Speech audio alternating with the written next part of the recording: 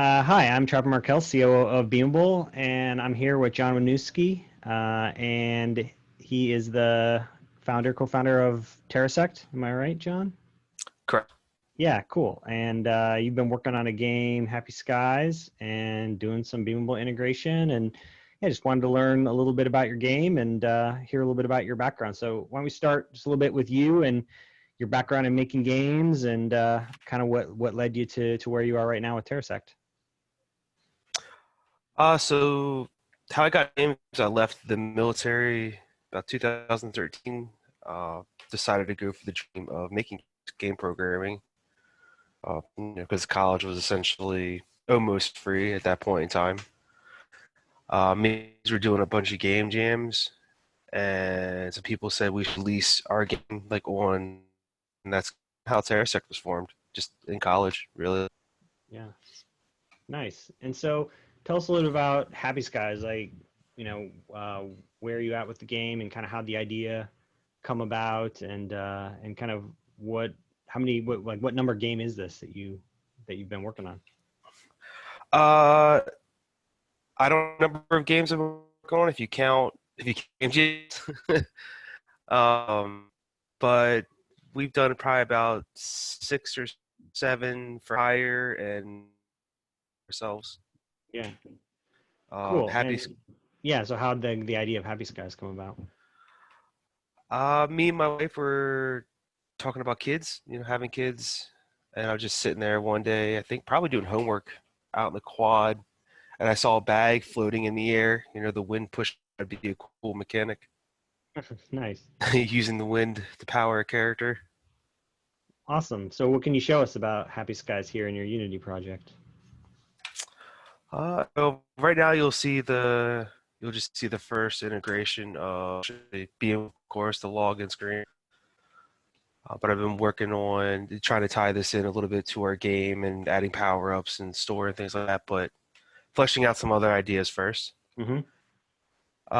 So this would be your main menu. You can choose a cute little character. This is actually a model, big mastiff. And in here, this is your build menu. This will be the kind of mechanic you upgrade and make power ups better. I think that'll be here as power up icons. It's like a little level up system, Yeah. and this will also be where kids learn about different monuments in our game. Yeah. There'll be little snippets of information about each and every monument as you level up, because to take away from any kind of educational factor. I'm also a dad now, so Yeah. gotta add that in. And at the moment, we're still fleshing out some design stuff, but all the base stuff is in. But the main idea is you were traveling around the world, collecting coins, and your enemies pretty much your balloons are your health, Yeah. and everything else of the world. So, so, And so yeah, there's so the primary mechanic is sort of you're floating through the sky, you make gestures, which is the wind, and those gestures kind of power your character forward.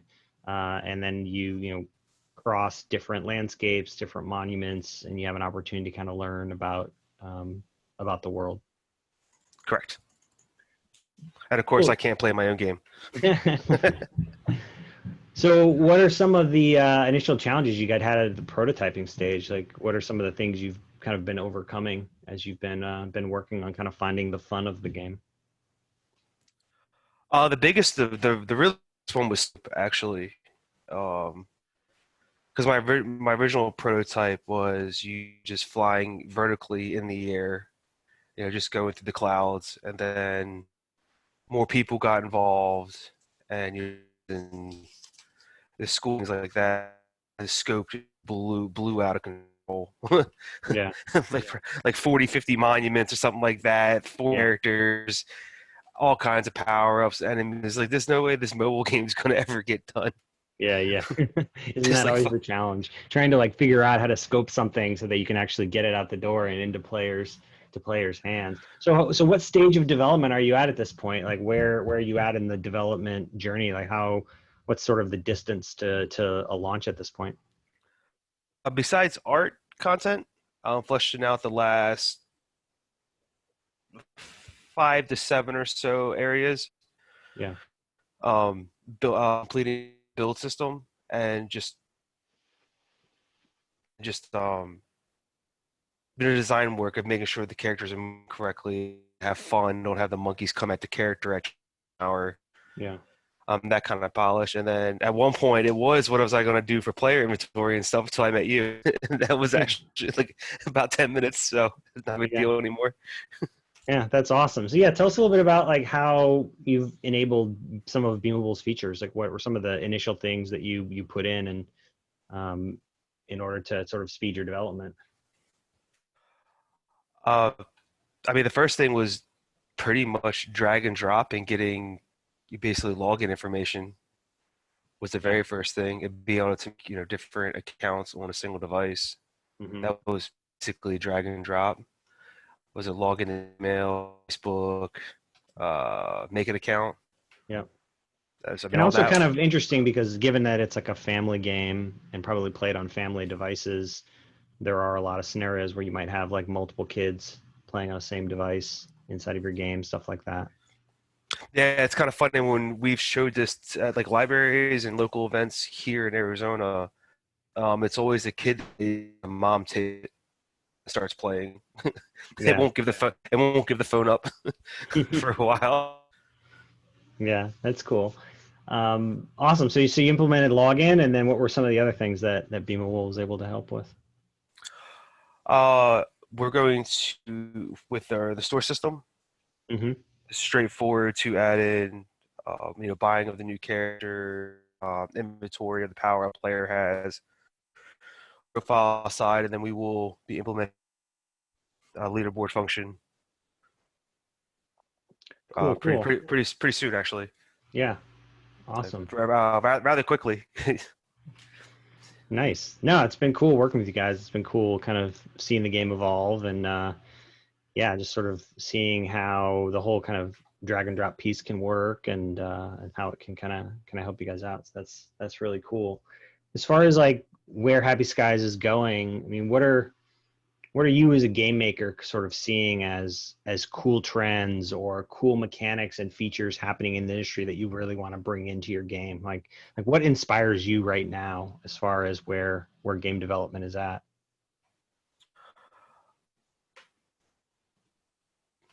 Maybe not necessarily this game. What's inspiring me is at the moment is new technology Yeah. that are coming to play, like vertical GPS tracking, AR. Uh,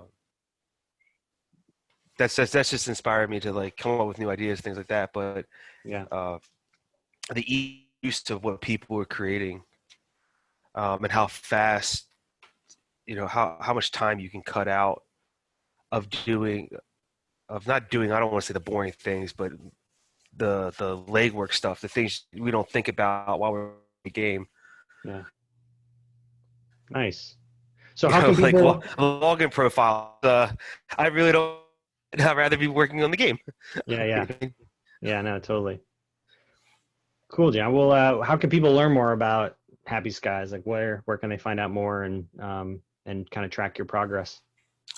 Terrasect.com will be starting to give more updates on what Happy Skies there, videos as now progressing to our later stages. Yeah. Um, I wish I could give a release date, but always up in the air Yeah. with these kind of things. Then Facebook, we'll be starting back up on Facebook, should be /Happy Skies. Yeah. We'll be starting back up on the new progress on every monument and a snippet for people to read about why that's in the game, things like that. You've been thinking about sort of what's beyond Happy Skies? Like what's next for Terrasect beyond this? We've been prototyping a AR Twisted Metal game, or not AR, VR, sorry. Cool. VR Twisted Metal game, and even with a mobile port, that's why I said AR. Yeah. That's been pretty smooth and a lot of fun. It's bringing me to the days Nice. playing Twisted. Awesome.